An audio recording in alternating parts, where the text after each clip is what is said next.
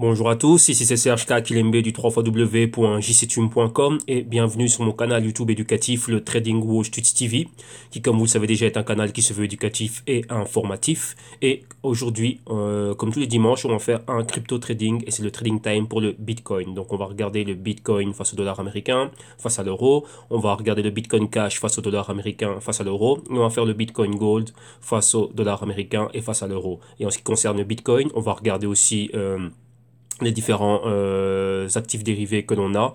Donc principalement le GBTC qui est un ETF. On va regarder le ANY XBT qui est l'indice de Wall Street du Bitcoin. On va regarder le BRR qui est le BRR et le XBT1 qui sont les contrats CME et CBOE, donc les contrats à terme, donc les contrats futurs pour le Bitcoin. Ok. Donc on va regarder tout cela et aussi on a une petite pièce de news, donc une petite actualité sur le Bitcoin Cash, donc on va parler de cela aussi. Et comme je vous avais dit hier déjà lors du crypto rapport, on va regarder les similitudes, donc la corrélation qu'il y a entre le Bitcoin et la bourse traditionnelle. Donc principalement, on va regarder cela face au Dow Jones ici, et donc on va mettre les deux graphes côte à côte et on va regarder exactement les similitudes. Ok, donc voilà. Bien évidemment, avant de commencer, je dois vous rappeler que tout ce que je vais analyser, les tests que je vais soutenir, ce dont je vais débattre ici avec vous et ce que l'on va analyser n'est que dans un but illustratif, démonstratif et éducatif. Et en aucun cas, cela doit être pris comme une incitation à trader, spéculer, investir avec des actifs financiers très très très volatiles, dans ce cas-ci tout ce qui est Bitcoin et ses dérivés. Donc rappelez-vous de faire vos propres analyses, recherches et investigations avant de faire quelques trades ou quelques investissements que ce soit. Et je vous rappelle que votre capital est en risque. Je vous rappelle aussi que le trading existait avant les cryptos et que les cryptos ne sont qu'un actif en plus dans l'univers du trading. Donc soyez sûr de toujours prendre vos décisions sur base d'éducation financière. Ok, vu qu'il y a énormément de risques, c'est très volatile et ben vous pouvez perdre énormément. Comme là maintenant, un des clients ici qui vient de m'envoyer une news où on parlait d'un hack encore hein, qui a eu lieu au sujet des exchanges et wallets et ainsi de suite. Donc vous voyez que on est encore dans ça fait quand même déjà 10 ans de blockchain, mais maintenant il y a de plus en plus de buzz. Donc, vu le buzz, qu'est-ce qui se passe? Il y a beaucoup d'engouement, beaucoup de personnes se ruent vers les cryptos et tout ce qui va avec. Mais il y a aussi énormément de risques. Donc, sachez que lorsque des gens honnêtes se ruent vers quelque chose, il y a toujours les escrocs, les voleurs, les charlatans et voilà et tout ce genre de personnes, hein, de personnages malhonnêtes et mal intentionnés qui aussi vont se ruer. Vers ce type d'actifs et développer des fraudes et pas mal de choses malhonnêtes, ainsi de suite. Donc voilà, donc ça aussi, sachez qu'il y a des risques, non seulement des risques systémiques, mais aussi des risques de fraude, d'arnaque et de vol qui évoluent de manière, comment dirais-je, euh,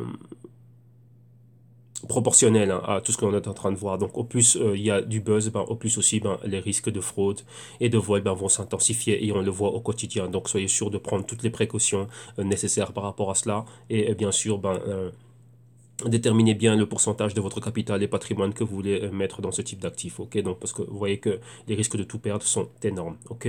Donc, voilà. Maintenant, ici, on va aller directement à ce qui nous intéresse, donc le trading et l'analyse du prix et pas mal de choses. Donc, rappelez-vous, il y a un plus. Ce que l'on fait ici, c'est principalement de l'analyse technique et du price action, mais rappelez-vous qu'il y a bien un plus derrière cela. Ici, pour les raisons de cette vidéo, on va s'attarder uniquement sur le price action et sur de l'analyse technique, mais le trading c'est bien plus que ça, donc ça sachez-le, ok?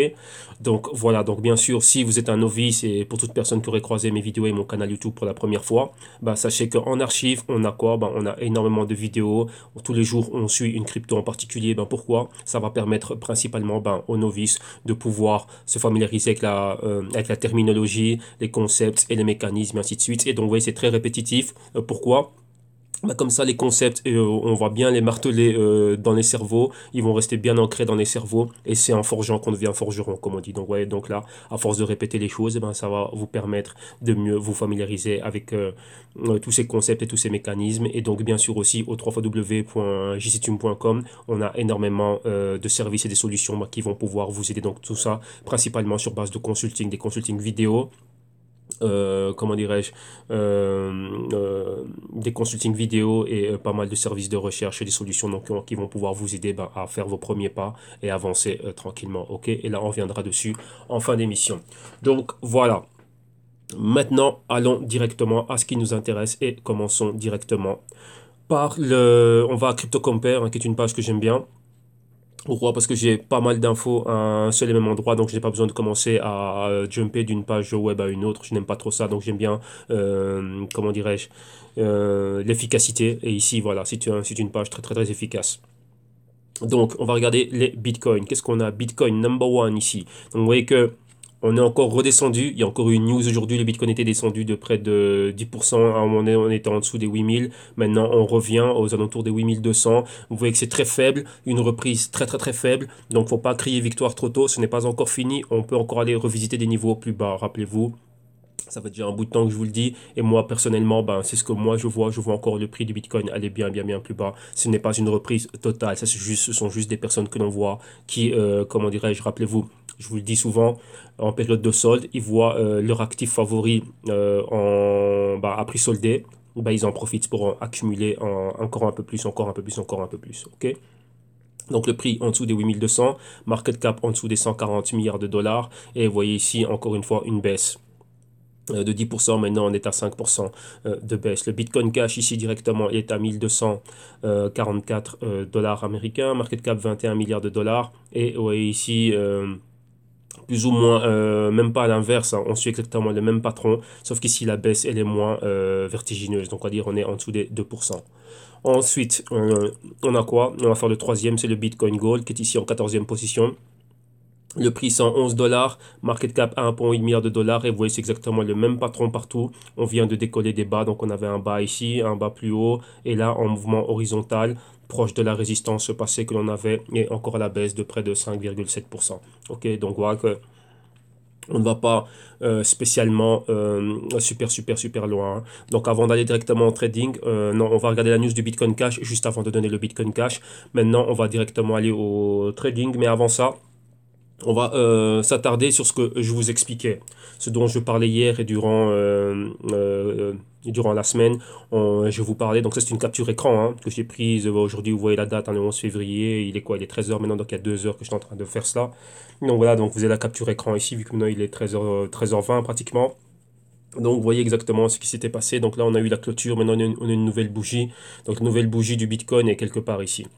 Maintenant, ici, vous voyez à gauche de l'écran, vous avez le Bitcoin, les prix qui nous viennent de Bitfinex en graphique weekly, avec le Fibo et le stochastique ici.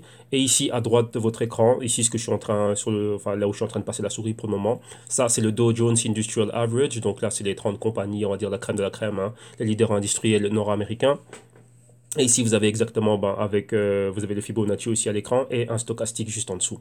Maintenant, les deux sont en graphique weekly, donc vous voyez exactement la même chose. Maintenant, par rapport à ce dont moi je vous parlais, il y a des choses qu'il faut se remettre en perspective. Hein, ouais, parce que là, ça peut prêter à confusion pour pas mal de personnes et il faut savoir ce qu'il y a. Il y avait des utilisateurs, j'ai vu qui étaient en train de commenter pas mal le crypto rapport d'hier et qui me disaient, bah tiens, donc quoi? Donc maintenant, lequel des deux est le leader ici? Lequel des deux est le leader, donc c'est-à-dire lequel des deux est déjà en avance et qui guide, enfin qui lead, hein, qui est le leader et qui est réellement le suiveur. Dans ce cas-ci, le leader c'est le Bitcoin et le suiveur c'est le Dow Jones. Mais les deux, vous devez comprendre que les deux sont dans la même classe d'actifs. Pourquoi? Ce sont des classes, des types d'actifs à risque. Rappelez-vous, il y a toujours une classe, il y a différentes classes d'actifs. Il y a ce qu'on appelle les valeurs refuges, donc les valeurs sûres. Donc principalement, c'est ce qu'on appelle le fixed income. Fixed income, c'est quoi? C'est la rente fixe. Tout ceci ici, c'est de la rente variable. Pourquoi? Bah parce qu'on ne peut pas déterminer de combien va être le retour. Le retour peut être positif comme négatif, donc actif à fort risque ici, c'est de la rente variable. Ok? La rente fixe, comme un bon d'État ou quoi que ce soit. Pourquoi est-ce qu'on appelle ça rente fixe? Parce qu'on est rentier. Pourquoi est-ce qu'on est rentier?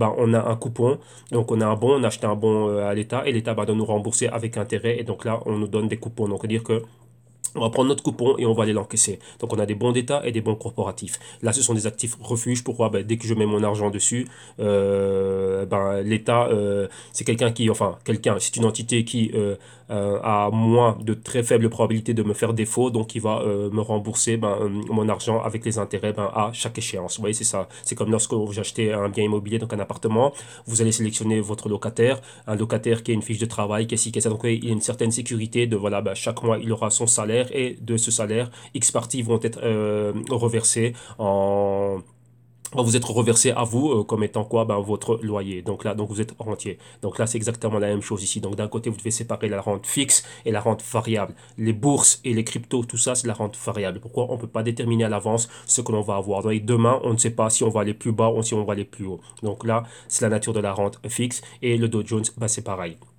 Il y a plein de paramètres et de métriques qui rentrent en compte ici, mais là, c'est une histoire pour une autre vidéo. Ici, focalisons-nous réellement au sujet de ce dont on parlait ici. C'est quoi? Bah, qui est le leader? Comprenez une chose. Premièrement, on va prendre l'outil dessiné. Je ne vais pas prendre la feuille blanche, mais vous allez comprendre ça ici, que le leader, on va dire, c'est celui-ci. Donc ici, on va dire que c'est les cryptos, le leader, et lui, ben, c'est le follower. Pourquoi? Number one, vous devez savoir que les cryptos cotisent 24 sur 24, 7 jours sur 7. Ok? Le Dow Jones, c'est 5 jours sur 7 et ce sont des sessions de 6 heures. Ok? Donc en une journée, vous avez 24 heures, donc 6 heures. Donc qu'est-ce que ça veut dire? Ça veut dire que one day d'un trading crypto ici, vous pouvez mettre 3 jours de bourse. C'est équivaut à 3 jours de bourse ici. Vu qu'une session, c'est 6 heures.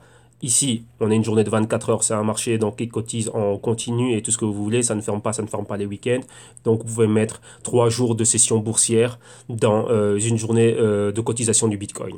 Donc ouais, donc c'est ça qui fait que le Bitcoin est le leader. Donc ouais, ça ne ferme pas les samedis, ça ne ferme pas les dimanches. Le Dow Jones lui ferme les samedis, dimanches, jours fériés, tout ce que vous voulez, les fêtes nationales, ainsi de suite, c'est fermé. Donc il y a une certaine avance ici. Ok, donc tout simplement l'avance elle vient de là. Donc là, on va faire un parallèle. Ce que vous voyez ici à l'écran, ce serait quoi? C'est équivaut à ce qu'il y avait ici à cette période-là. Donc vous voyez qu'on a eu notre hausse, arrivé au sommet, une semaine baissière, 2 semaines baissières. On a eu notre hausse, arrivé au sommet, une semaine baissière et une autre semaine baissière. Donc on est exactement ici. Et tout ce que vous voyez là, c'est ce qui va avoir lieu ici maintenant. Donc ça, ici, c'est le futur du Dow Jones. Donc on va s'attendre à cela. Rappelez-vous, on a eu quoi? On avait la fameuse épaule, tête, épaule ici, que j'avais déjà analysé il y a pas mal de temps. Donc là, les vidéos sont en archive. Vous allez voir exactement l'approche et le raisonnement qu'il y avait derrière. Ça a été validé. Je vous ai dit que je parlais des 8000. On a atteint les niveaux des 8000. Et ici, on est pareil. Ici, quel est mon niveau que moi, je suis en train de m'attendre pour le Dow Jones? Vous voyez ici, j'ai déjà encerclé ce niveau. C'est une interaction avec la moyenne mobile de 52 semaines, donc c'est un Dow Jones en dessous des 23 000 points, donc les 22 500 exactement. Donc on verrait quoi? Exactement le même patron. Donc on a atteint les sommets, on va baisser, on va revenir et on va aller à la baisse. Donc là c'est quoi? C'est notre fameux épaule tête épaule. Et vu qu'on est dans la deuxième partie, là c'est ce qu'on appelle le fameux dead cat bounce. Donc vous voyez que ne vous, comment dirais-je? Ne soyez pas trop inquiétés au niveau de la terminologie et ainsi de suite. Hein. Ce qui compte, je dis, c'est pas de parler comme un lexique et comme une encyclopédie, c'est de savoir déterminer les patrons, de savoir comment interpréter ce que l'on voit et anticiper des mouvements. Donc rappelez-vous, nous, ça fait déjà 2 semaines. Voilà, ceux qui sont avec moi au Jesse Twim et principalement le noyau ici de la team qu'on a ici à Madrid, nous on a profité déjà quoi, après avoir vu ce signal, on a profité de ceci. Donc cette semaine baissière ici, donc en moins de 24 heures, on était déjà dans ce mouvement. Donc on a pris le mouvement initial. Hein. Le Dow Jones avait baissé en une session. C'était quoi? Ici, c'était les 666 points pratiquement, et ici, c'était les 1500 points durant cette semaine-ci. Donc là, on en a profité fortement, et donc là, comme vous voyez, on était en zone de de surévaluation, et là maintenant on revient dans une zone normale, et donc la baisse elle se fait. Donc on a une grosse divergence entre le pourcentage K et du stochastique, et on va à la baisse, et ici c'est pareil. Donc vous voyez là, ça, c'est ce que l'on est en train de voir ici. Donc ça, c'est cette phase-là. Ensuite viendra cette deuxième phase. Donc il y aura une phase d'un petit recouvrement, revenir ici, percuter un peu une directrice de tendance haussière et ensuite retourner à la baisse. Ok? Et donc là, ça nous donnerait cette espèce de épaule tête épaule ici, comme ça avait été le cas ici avec le Bitcoin. Ok, donc là il y a des vidéos en archive qui expliquent bien le raisonnement, l'analyse qui était derrière, donc je vous invite réellement à aller les revoir, ça va être très intéressant pour vous, pour comprendre le comment. Et rappelez-vous le but du jeu ici, lorsqu'on fait du trade et lorsqu'on spécule ainsi de suite, c'est quoi? C'est sur base de l'information que l'on a, d'en faire un parallèle avec le prix et anticiper le futur. Le but du jeu ici, rappelez-vous, je le dis, c'est ça, c'est prédire le futur à court et moyen terme et anticiper les mouvements. C'est-à-dire que vous placez avant que le mouvement il arrive et lorsque le mouvement est déclenché, ben boum, pouvoir réellement profiter et capitaliser sur le mouvement, ensuite gérer votre risque et sortir avec des bénéfices. C'est ça le but du jeu. Le but du jeu, ce n'est pas d'être là, de raconter des histoires, de faire des thèses et d'écrire des livres. Personnellement, je vous dis la vérité, on s'en fout. Tout ce qui compte ici, c'est des marchés de capitaux. Qui dit capital égale argent, donc c'est faire des sous pour entrer à la ligne, avec les risques sous contrôle. Donc c'est exactement ça. Donc tout ce que l'on fait ici, lorsqu'on fait de l'analyse, exactement, bah, c'est quoi? C'est juste pour nous faire en sorte de quoi? De pouvoir anticiper les prochains mouvements. Donc maintenant, qu'est-ce qu'on va chercher à anticiper? Vu que l'on a vu on va dire que le Bitcoin, c'est le futur du stock market. Si je regarde le comportement du Bitcoin, ici, je me sers du Bitcoin comme étant un indicateur et je vois que, bah, tiens, le Dow Jones est en train de suivre exactement le même patron. Donc, vous voyez cette tendance haussière ici. On atteint des hauts max 20 000. Ici, les hauts max, c'était pratiquement quoi, les 26 800, 700. Donc, on va dire, allez, on va mettre un chiffre rond, les 27 000. Et ben, depuis là, surévaluation claire et nette qu'on la voit ici. Easy Money ici aussi. Pourquoi? Ben, beaucoup d'argent à crédit qui rentre dans les cryptos. Beaucoup d'argent à crédit ici. On était à 15 times earnings, donc 15 fois au-dessus comment dirais-je, des bénéfices, et des estimations de bénéfices. Donc vous voyez qu'il y a énormément d'argent qui était rentré dedans. Beaucoup de paquets de stimulus, donc du QI, hein, principalement venant des banques centrales.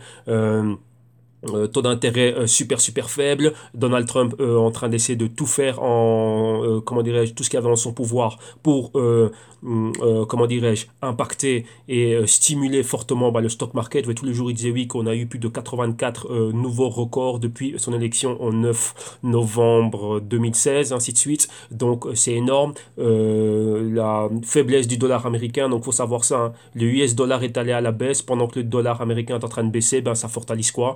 Ça rend les actifs nord-américains, donc principalement le stock market, donc les actions, bien plus attractifs. C'est-à-dire que les investisseurs internationaux, comment dirais-je, en changeant leur devise en dollars américains, bah, pouvaient avoir quoi? Bah, plus d'actions pour leur dollar. Vu quoi? Vu que le dollar est bien faible. Donc, il faut comprendre les corrélations entre les différentes classes d'actifs et entre les différents marchés. Donc, faiblesse du dollar, montée ici. Donc là, c'est un trade qui s'est répété. On va dire, les personnes vendent le dollar américain pour acheter des actions du Dow Jones, Nasdaq, S&P 500, et d'un autre côté aussi, pourquoi? Ben, vente du dollar américain, donc des monnaies fiat, hein, que ce soit le yen, l'euro, le dollar, tout ce que vous voulez, ben, pourquoi? Pour acheter du Bitcoin.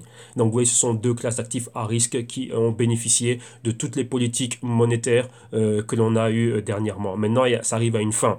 Rappelez-vous, je vous ai partagé les vidéos, fin du easy money, fin des politiques monétaire, donc avec les assouplissements quantitatifs, ainsi de suite, des banques. Donc Mario Draghi a déjà annoncé que à partir du deuxième semestre, donc été 2018, ils vont changer leur politique de bond repurchase, donc c'est-à-dire de QI, et donc d'achat de bons corporatifs et de bons détails, ainsi de suite. Ils vont passer, donc ça va changer. Donc on est à un programme de, si je dis pas de bêtises, c'est du 90 milliards par mois, et on va descendre à cela à une histoire de 30 milliards par mois, et même à un moment donné l'arrêter. La Fed a déjà dit qu'ils allaient aussi faire un programme pareil. Ils vont commencer eux à revendre tout ce qu'ils ont acheté. Donc ils ont une balance sheet qui est comprise entre minimum 4 trilliards et 5 trilliards en bons. Et donc là ils vont recommencer à tout revendre. Donc là vous voyez ça fait énormément de choses. On voit aussi des possibilités de hike, donc de taux d'intérêt. Donc c'est à dire quoi? Fin de l'argent gratis à faible taux d'intérêt. Donc tout ça, ça va mettre de la pression sur tous ceux qui ont pu investir ici et là avec de l'argent à faible taux d'intérêt. Donc là, comme rappelez-vous, je vous dis quoi? Le Bitcoin, c'est le futur du Dow Jones. Pourquoi? Ben, vu que le Bitcoin cotise 24 sur 24, 7 jours sur 7, une session, on va dire, de Wall Street, c'est 6 heures. Donc, en 24 heures, vous pouvez mettre 3 sessions. Donc, en une journée de Bitcoin, ça fait 3 jours ça vous fait quoi? Ben, ça vous fait 3 jours de Wall Street, hein. Donc, faites les calculs, hein. Donc, en une semaine, ben, vous avez 21 jours. Donc, ça fait exactement beaucoup. Donc là, c'est pour ça que vous voyez un peu cette avance. Donc, pour remettre cela en perspective, pour le moment, on est là. Ce que vous avez vu ici, c'est ce qu'on est en train de vivre là. Donc maintenant, il reste cette partie-là, et c'est cette partie-là qui va arriver ici, qui va être le futur. On verra. Donc rappelez-vous aussi, le Bitcoin est un indicateur parfait. Et il y avait un professeur qui avait soutenu cette thèse, et en regardant sa thèse, sa thèse était super plausible, et il disait qu'on avait un temps d'avance. Donc vous voyez ici, on a quoi? 2, 4, 6. Donc on a un mois à 1 mois et 2 semaines, donc 1 mois et demi, 2 mois d'avance. Donc là, c'est ce qu'on pourrait voir ici pour le Dow Jones en allant de l'avant. Donc exactement une répétition du même patron. Ok. Donc vous voyez qu'on a les pointers et vous voyez que la bougie que l'on a ici, ben, ça équivaut à ce qu'on est en train de voir là. Donc là, maintenant, on va voir cette semaine-ci ce qui va se passer. Donc rappelez-vous, probabilité c'est quoi? Un petit bounce et après le bounce, boum, aller vers le bas et compléter notre épaule, tête épaule ici. Ok. Donc là, c'est une des probabilités qu'il y a. Mais pour le moment, on reste baissier. Donc vous avez que la dernière session du vendredi, c'était oui, on revient, on remonte. Non. Là, rappelez-vous, les médias sont là pour parler. S'ils n'ont rien à dire, personne ne va les regarder. Donc, ils suivent la tendance qu'il y a au quotidien. Ici, nous, on regarde la grande perspective. Et lorsque vous regardez la grande perspective, eh ben, vous pouvez voir les choses avec une autre envergure et avec bien plus de perspective. Et vous verrez très bien que la chose, ici, comme la tendance était là, elle était baissière. Et ici, la tendance est baissière pareil. Rappelez-vous, moi, ça fait depuis fin décembre que j'avais fait les analyses. J'ai fait des captures écran. Et vous avez les analyses là en archive dans le canal. Et je vous disais déjà cela. Et voyez, maintenant, on y est arrivé. Ben, pourquoi? Parce qu'on a une perspective. On a des analyses qui nous permettent, comment dirais-je, d'évaluer correctement et concrètement ce qui est en train de se passer et ne pas tomber dans le piège des médias. Rappelez-vous, les médias aussi sont un piège à raconter énormément de choses, qui est beaucoup de choses, oui, beaucoup de buzz, un jour aussi, un jour baissier. Et non, vous allez perdre de vue ce qu'est réellement la grande perspective. Et la grande perspective, elle était baissière dans le Bitcoin. Ça fait un bout de temps que voilà, que je soutenais cette thèse. Et donc voilà, on est arrivé à ce qu'était le niveau de target. Et maintenant, bah, comme vous voyez ici, on peut aller bien plus bas. Et c'est ici à un niveau de, on va dire, entre 6000 et 4000. Donc on verra ce qui va se passer. Et vous voyez que pour le moment, la baisse, elle continue. Hein. Donc on a une nouvelle semaine haussière et, enfin, l'ouverture de nouvelle semaine et on est toujours baissier. On est entre les moyennes de 21 et 52 semaines. Donc on peut aller plus bas. Et c'est aussi le target ici pour le Dow Jones. Ok, donc voilà, ça c'était pour cet aparté là. Comme ça, vous avez vu exactement c'est quoi ce graphique et la news qu'il y a ici, comme vous voyez là, avec le Bitcoin Cash, seront en description de vidéo. Donc comme ça, vous allez pouvoir le regarder vous-même et vous repasser cela. Ok, donc voilà. Ok, bon maintenant on a laissé ça de côté. Maintenant on va directement aller au trade et ce qui nous intéresse. Et on va commencer directement par le Bitcoin. Donc, on va laisser la bourse classique de côté et on va revenir ici au Bitcoin et on va voir réellement bah, ce qui est en train de se passer ici. Ok. Donc, comme vous le voyez, les hauts, on est dans les bas. Vous voyez, la nouvelle semaine a ouvert ici. Hein. Donc, vous voyez, on est où? On va agrandir tout ça. Comme ça, on va voir ça bien, bien, bien. Voilà. Vous voyez, pour le moment, on est ici. Vous voyez, en dessous de la moyenne mobile de 26 semaines ici en noir. Et ça, c'est la moyenne mobile de 52 semaines. Vous voyez qu'on a tenté de flirter avec cette moyenne mobile ici. Donc, on la caresse hein, de loin. Donc là, c'est un pointer et ce pointer peut être validé. Vous voyez qu'on a pratiquement validé le pointeur qu'on avait ici. Enfin, je ne peux même pas parler de pointeur, c'était le pointeur qu'on avait ici. Mais là, on en a encore un autre. Vous voyez que la baisse, elle continue. Vous voyez ici, 1 mois et demi de baisse. Et là, ben, moi, avec, je m'attends, j'ai déjà ma flèche ici. Je m'attends déjà à aller vers ce niveau-là. Pourquoi? C'était un niveau où on avait une ancienne résistance et un support ici et aller bien plus bas. Donc, vous voyez, c'était un retracement de, attendez, 23, 38, 50, 62, voilà, 78% ici. Donc, on va arriver à ce niveau-là exactement. Donc, les 4400, 4500, voilà le niveau auquel je m'attends. Donc, zone de la moyenne mobile de 52 semaines. Rappelez-vous, pas la caresser avec une mèche. On est en weekly ici, mais avec une bougie complète. Vous voyez, comme c'est le cas ici, hein, toujours une clôture complète avec une bougie complète. Donc là, je m'attends à avoir une bougie complète dans cette zone-là. Et comment dirais-je, lorsqu'on regarde le stochastique, vous voyez qu'on voit clairement, il y a toujours cette divergence entre le pourcentage K et le D. C'est la moyenne mobile lente, donc c'est la rouge. Ça, c'est le pourcentage D qui est au-dessus pour le moment. Et vous voyez qu'on va arriver en territoire d'infravaloration. Donc la baisse va continuer. Ok. Là, donc vous voyez que les news, il n'y a pas de news réellement positives et solides qui sont en train de soutenir la hausse. On aurait pu s'attendre à ce que cette zone-ci soit la zone de support, mais je ne pense pas que ça va être la zone de support. Donc vous voyez, rappelez-vous, ce que j'ai toujours dit, on doit toujours être paré à toutes les éventualités. Donc on s'entraîne comme un militaire et dès qu'on est en cas de guerre, ben boum, on est là, on est parti et on va à la guerre. Mais ici, on doit être prêt. On ne commence pas à s'entraîner pour la guerre 15 minutes avant que l'alarme est en train de sonner. Non, on se prépare tout le temps, tout le temps, tout le temps. Et dès qu'il y a quelque chose qui se passe, eh ben, on est prêt. Ben, ici, voilà, donc il faut être prêt à l'éventualité et la grande probabilité de quoi? Ben, de voir des prix bien plus bas ici pour le Bitcoin. Donc il faut être prêt pour cela. Si il y a une hausse, eh ben, on est aussi prêt à cela. Voilà pourquoi est-ce que les plateformes ont des alertes. Et ces scénarios doivent déjà être faits dans votre tête. Donc concrètement, c'est quoi? Au-dessus des 10 000, boum, être prêt à revenir vers les 12 000. Et si on est en dessous maintenant des 7800, ben, être prêt à aller bien plus bas vers les 5500. Donc ça, c'est le scénario qui doit être prêt. Donc rappelez-vous, le marché ne peut aller que dans deux directions, ou vers le haut ou vers le bas. Et en attendant, ben, une direction neutrale, ce serait quoi? Eh ben, ce serait ben, avoir un mouvement horizontal, donc en zone d'accumulation ou petite attente avant de poursuivre son chemin ou à la hausse ou à la baisse. Mais pour le moment, la force reste baissière. Vous voyez qu'ici, j'avais ce canal, j'ai ce canal baissier. Et on est en zone de support du canal, donc ouais, on reste fortement baissier. Ok, donc voilà, donc là on s'attend à cela. Maintenant on va regarder quelque chose, hein. On va regarder un peu le graphique en échelle logarithmique. Pourquoi? Ben, pour voir, avoir une autre perspective et voir réellement si cela tient la route. Et on va regarder ici pourquoi en le mettant comme ça, on voit mieux les zones où il y avait des possibles achats. Donc là, on va prendre l'outil pour dessiner, comme ça vous allez le voir.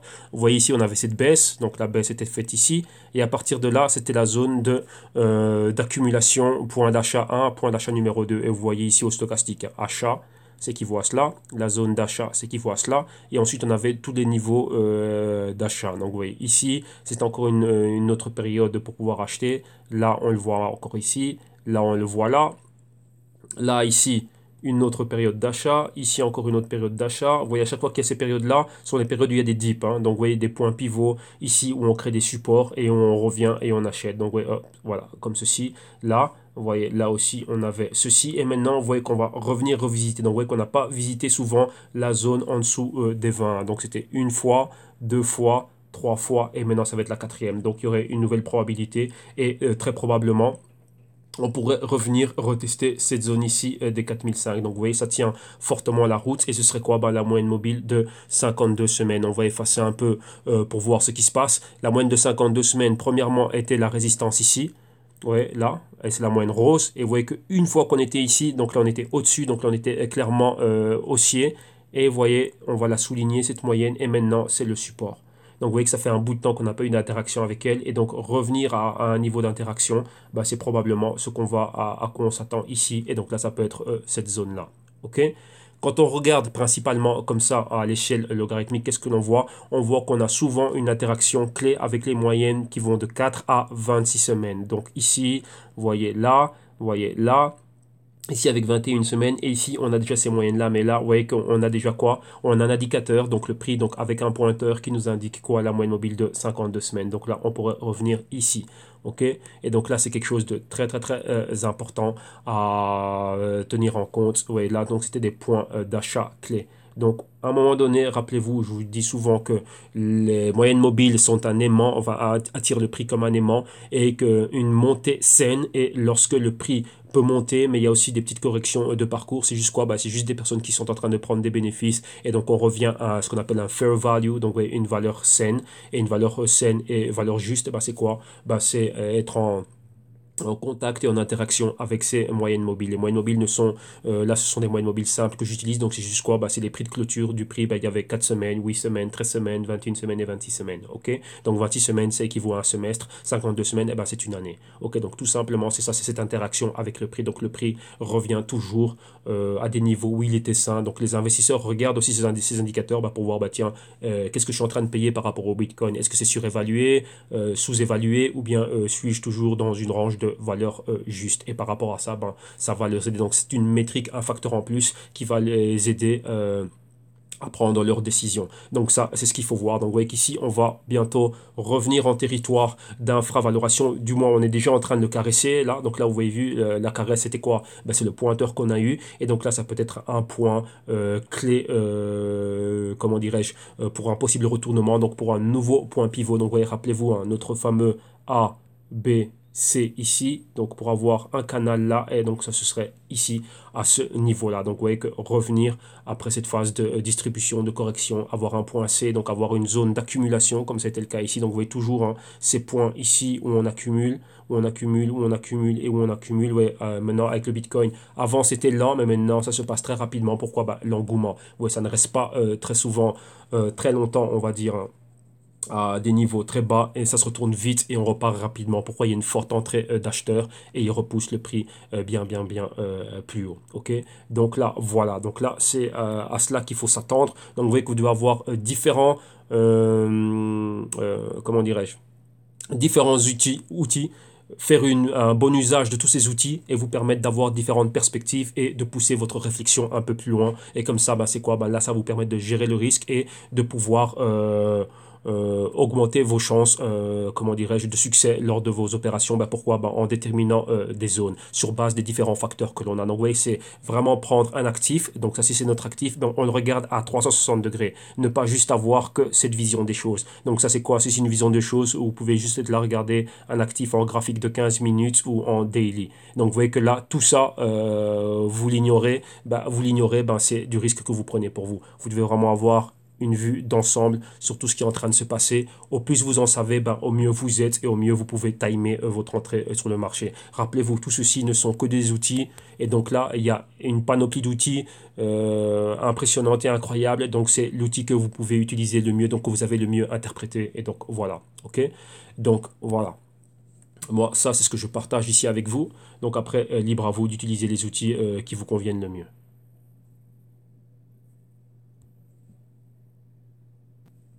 Voilà, excusez-moi, c'était pause mouchoir time obligé.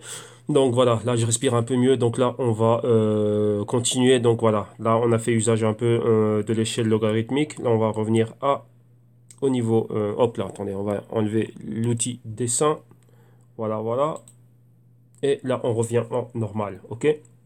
Donc voilà, donc là, c'est tout ce qu'il y avait à voir ici hein, pour le Bitcoin face au dollar américain. Donc vous voyez, là, on s'attend. On a déjà cette ouverture. Attendez, on va mettre ça un peu plus grand. Ça va être un peu plus chouette pour tout le monde pour pouvoir le voir. Voilà, et on va agrandir un peu ceci. Voilà, et on va se focaliser sur ce que l'on voit ici. Donc, oui, là, on a déjà cette ouverture dans cette zone-là. On voit qu'on a tenté d'aller plus bas, on revient, mais la bougie est déjà baissière. On est où exactement? En dessous de la moyenne mobile de 26 semaines. Vous voyez ici convergence entre la moyenne mobile de 4 semaines et de 21 semaines ici. Et donc, ouais, on a 52 semaines un peu plus bas au niveau des 4000 et des poussières. Hein, si je me trompe pas, on est où? Voilà, on est ici. Hein, donc, ouais, pratiquement ouais, des 4500. Non, 4500, ça c'est le Fibonacci. Et ici, la moyenne de 52 semaines est au 5400.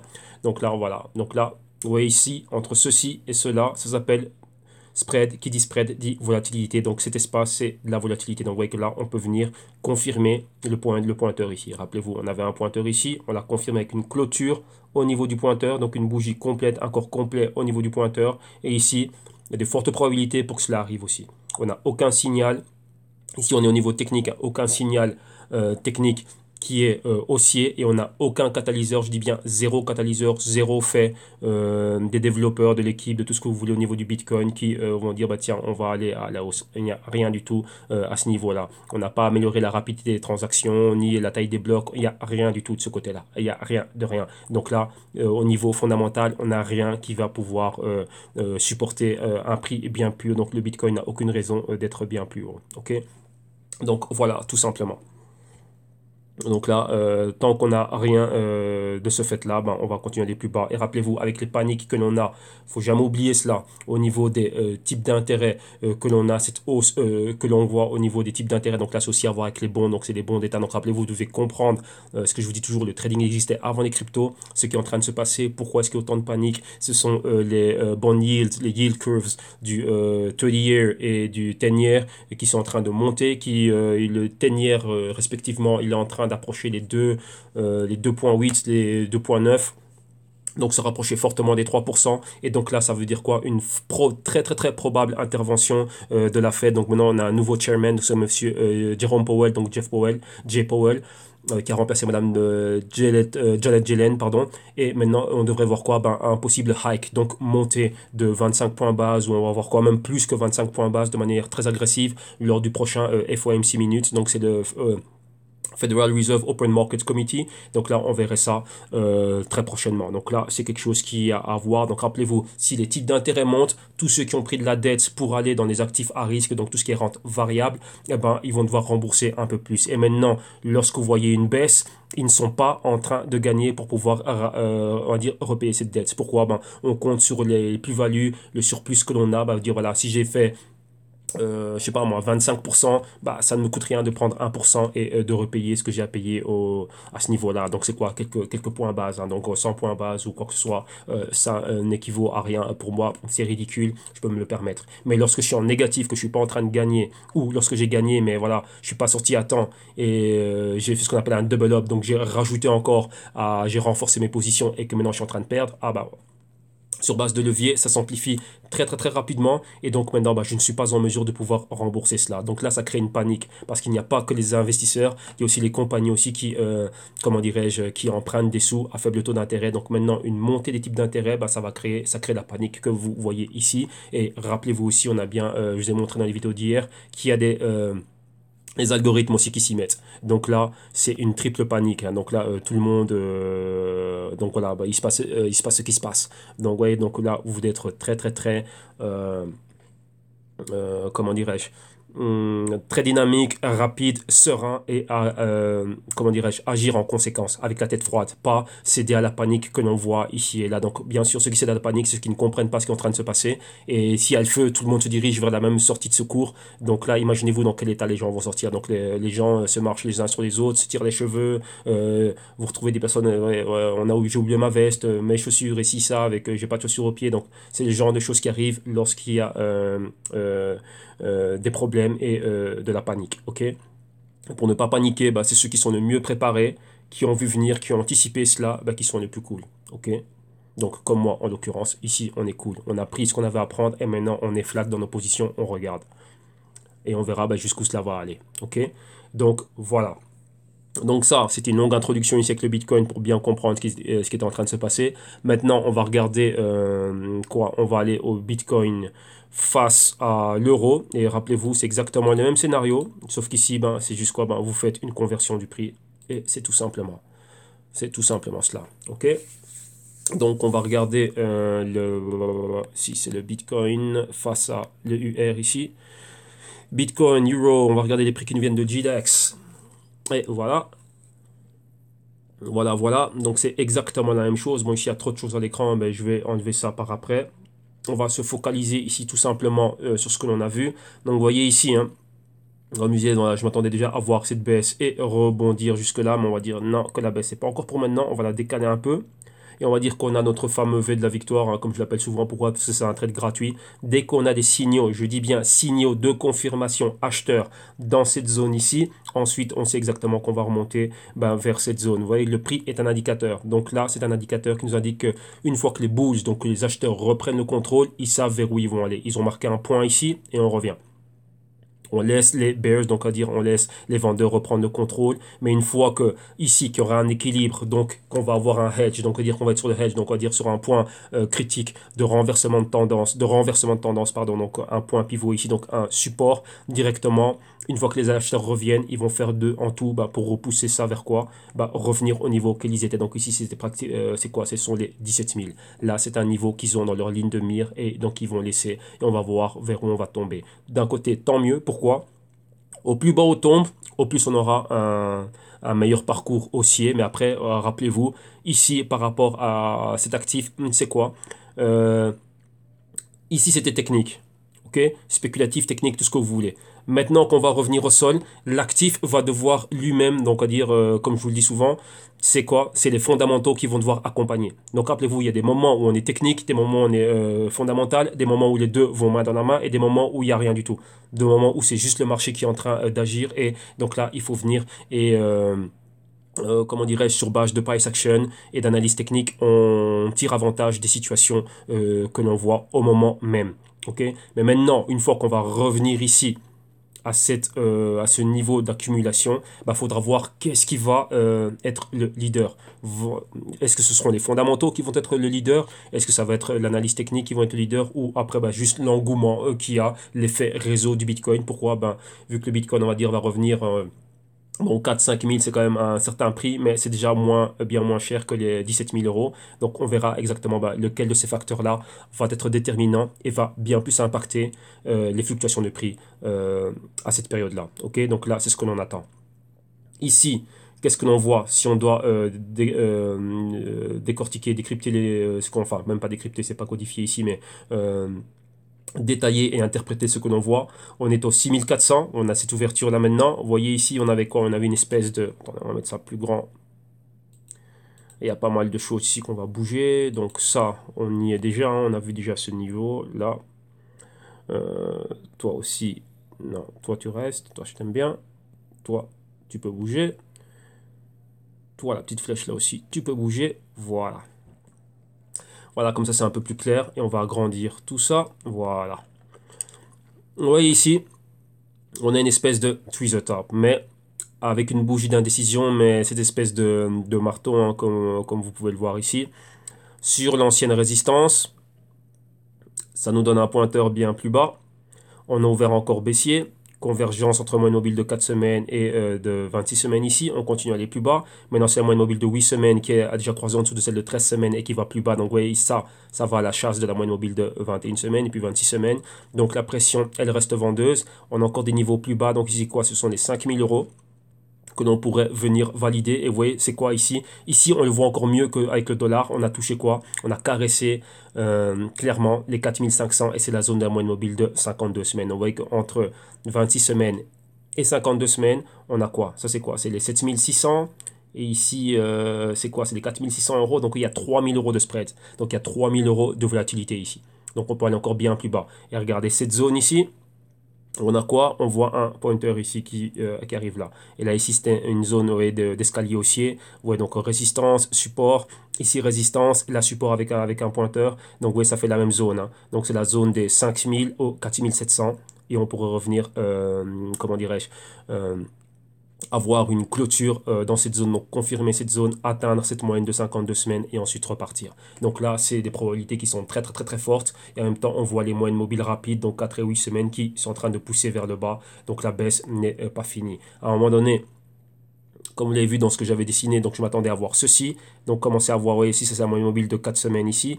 Une clôture avec une bougie verte et ensuite là, commencer à aller vers la hausse comme ça. Donc avoir notre tasse et avoir ici la zone d'accumulation de support. Mais ça n'a pas été le cas. On a, malgré ce tweezer top qu'on a ici, je ne vais même pas dire tweezer top, pourquoi? Parce qu'en général, c'est avec des mèches qui doivent avoir la même longueur, plus ou moins. Rappelez-vous, c'est très Picasso, donc c'est jamais 100% géométriquement parfait. Mais on doit être, rappelez-vous, c'est des probabilités, on est prêt à se dire, bah tiens, si se passe ça, on fait quoi? Pour le moment, ce n'est pas ça. Pour le moment, si on prend cette bougie-là et qu'on la met comme ceci, il nous faudrait une clôture au-dessus des 8500 pour réellement reconsidérer un mouvement haussier, chose qui n'est pas le cas. On est très loin de cela. Et pour le moment, on est ici. Et comme vous le voyez là, dans cette zone-là, on reste baissier pour le moment. Donc concrètement, le Bitcoin, si on continue à aller ainsi, on va se rapprocher des 6000. Et les 6000, on va aller vers les 5000 et les 4700. Donc ouais, valider ce pointeur et avoir une interaction avec une bougie complète, une bougie au corps complet dans la zone de la moyenne mobile de 52 semaines, donc aller vers les 5000 euros. Ok, donc voilà. Et aussi, si on regarde ce qui se passe ici avec le stochastique, le stochastique est pareil, hein. On va entrer en territoire d'infravaloration et on est déjà en dessous du marqueur des 50 avec le pourcentage K et le D, donc on reste vendeur. Ici, la seule chose que l'on voit, c'est quoi? C'est qu'on a commencé la semaine avec moins de volatilité. Pourquoi? Il y a une presque interaction, une presque convergence. Donc, vous voyez que là, ça nous indique déjà que tiens, on commence à voir moins de volatilité, donc des mouvements moins brusques. Donc là, c'est ce que l'on voit ici, hein. Donc la petite bougie, mais on verra. Ça, ce n'est que le début de la semaine. On verra demain, lundi, ce qui va se passer aussi au niveau du Dow Jones et ainsi de suite. Pourquoi? Parce que si le sell-off continue, les investisseurs vont commencer à liquider leur position. Et là, c'est ce qui est en train de se passer déjà. Ok? Donc, voilà. Ça, c'est Bitcoin face au dollar et Bitcoin face à l'euro. Donc, on a vu ces deux-là. Maintenant, qu'est-ce qu'on va faire? On va regarder un peu tous les autres actifs alternatifs et on va regarder un peu ce qui se passe aussi au niveau de quelques idées de trade. Donc, on va recommencer par Wall Street. On va regarder le NYXBT. Donc, ça, c'est l'indice du New York Stock Exchange de Bitcoin. Et qu'est-ce qui se passe ici? L'indice ici, vous voyez, il est baissier, tout simplement baissier. Sauf qu'ici, vous voyez qu'il est revenu dans le vert. Donc, rappelez-vous, ça, pourquoi c'est dans le vert? Lorsqu'on voit les longues mèches et l'entrée d'acheteurs, rappelez-vous, ça cotise 5 jours sur 7 et des sessions de 6 heures. Donc, ça, c'est ouvert aux mêmes heures que Wall Street. Donc là, c'est ce que l'on voit. OK? Mais vous voyez que la tendance est clairement la tendance est pareille ici, hein. On reste baissier tout simplement. On va aller nulle part pour le moment. Ici, c'est le support du canal. On peut revenir ici en résistance de canal et revenir plus bas. Et c'est quoi? Cette zone ici, moyenne mobile de 52 semaines, interaction aux alentours des 5200. Donc là, on s'attend à cela. Donc, vous voyez exactement ce qui est en train de se passer ici aussi. Donc, le NYXBT, on va pouvoir avoir une, comment dirais-je, une montée. On a la convergence ici, mais on va voir demain, lors de l'ouverture de Wall Street, là aussi, ça peut faire demi-tour et aller vers le bas. Donc, vous voyez qu'il n'y a pas assez de jus dans cette montée. Ok, donc NYXBT, clairement, on va rester dans cette zone de 8000, 8500, en dessous des 10 000, pression, et aller entre 8000 et pourquoi pas redescendre plus bas vers les 6000. Ok, donc voilà, ici pour le NYXBT. Ensuite, qu'est-ce que l'on a? On a le GBTC, donc le Grayscale Investment Funds, Trust, pardon. Donc c'est un fonds d'investissement ici, donc cet ETF. Et voilà, qu'est-ce qu'on a? Qu'est-ce qui s'est passé ici avec le Fibo? On va bouger le Fibo, c'est pas grave. Voilà. Voilà, ici il y a eu le split, hein. Donc rappelez-vous le split duquel on en parlait, donc pratiquement du 91 à 1. Et on est ici, donc rappelez-vous, lorsque vous voyez ces montées-là, ben, c'est les dips que vous voyez, donc les grandes entrées que vous avez dans le Bitcoin, lorsque l'on a vu, attendez, on va mettre ça ici, comme ça vous allez comprendre, ouais, c'est ceci, hein. Donc là, ouais, ça, c'est juste une entrée d'acheteur, et on le voit ici directement dans quoi? Bah, dans ce qu'on en voit là. Rappelez-vous aussi que ça, le Bitcoin a une cotisation continue, 24 sur 24, 7 sur 7, mais le GBTC, comme le ANY, XBT, BRR, et ainsi de suite, c'est les heures de Wall Street et c'est fermé les samedis et les dimanches. Donc il y aura toujours ce décalage. Le Bitcoin va toujours être en avance. Le Bitcoin, c'est principalement le futur, hein. Quand je dis futur, c'est quoi ce niveau du temps? Pourquoi? Ben, vu que la cotisation est continue, ça ne ferme pas. Donc, beaucoup plus d'heures. Donc, il peut se passer bien plus de choses et ici, c'est limité. Donc, ici, on va voir beaucoup de gaps haussiers, des gaps baissiers et ainsi de suite. Mais il ne faut pas perdre de vue le sous-jacent duquel ils tirent leur prix. Ok, et ça, c'est le véritable Bitcoin. Donc, il faut comprendre cela. Et ici, c'est quoi? Donc, vous voyez, en gros, tout le monde va vers quoi? Vers l'interaction avec la moyenne mobile de 52 semaines. Donc, ici, rappelez-vous, le prix était dans les 1000 et des poussières. Maintenant, on est, c'est quoi? Ben, directement, ben, c'est les 8 dollars vers où on va. Et vous voyez que les 8 dollars, c'était cette ancienne zone de résistance. Et ici, on est là, et c'est la moyenne mobile de 52 semaines, et on y est. Ok, donc, vous voyez aussi qu'on atteint encore une fois la zone d'infravaloration que je suis en train de marquer ici. Et vous voyez que là, on est pareil.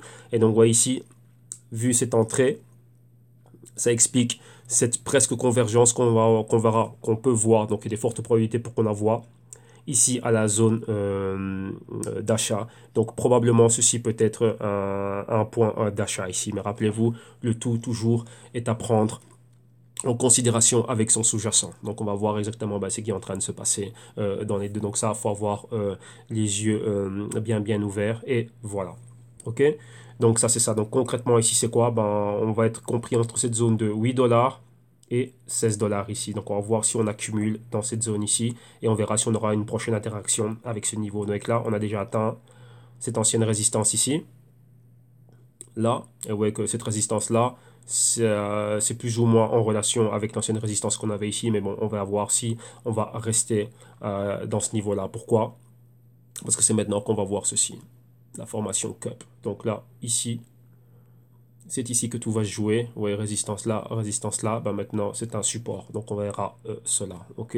Et ça donne toujours ceci, donc tac, tac, et pour faire cela, ok? Donc voilà, donc là on va voir exactement ce qui va se passer.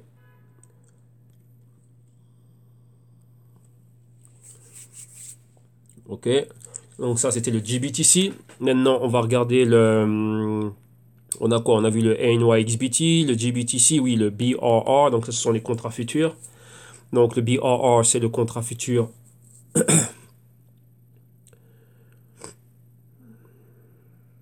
Qu'est-ce qu'il a celui-là? Il traîne trop, on va regarder l'autre, hein, le XBT1. Voilà, XBT1, hop là. Qu'est-ce qu'il me raconte celui-là? Voilà, XBT1 c'est le CBOE et du CME c'est le BRR. Voilà, ici on n'a pas trop d'informations pour le stochastique, mais vous voyez que ça reste baissier. Et vous voyez ici, on a déjà quoi? Bon, on a cette espèce de marteau ici, mais avec une bougie verte. Donc on verra exactement ce qui va se passer. Et c'est quoi?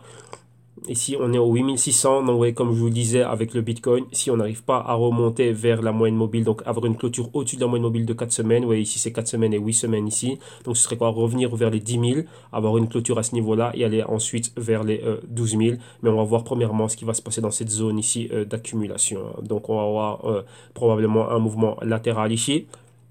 Durant cette période de mouvement latéral, rien ne nous empêche d'aller revisiter des prix bien plus bas et de revenir ici pour clôturer avec une bougie complète au-dessus de la moyenne mobile de 4 semaines et ensuite commencer à remonter. Donc c'est toujours ici, c'est quoi? Cette formation de tasse. Donc on va voir comment les investisseurs vont se repositionner ici.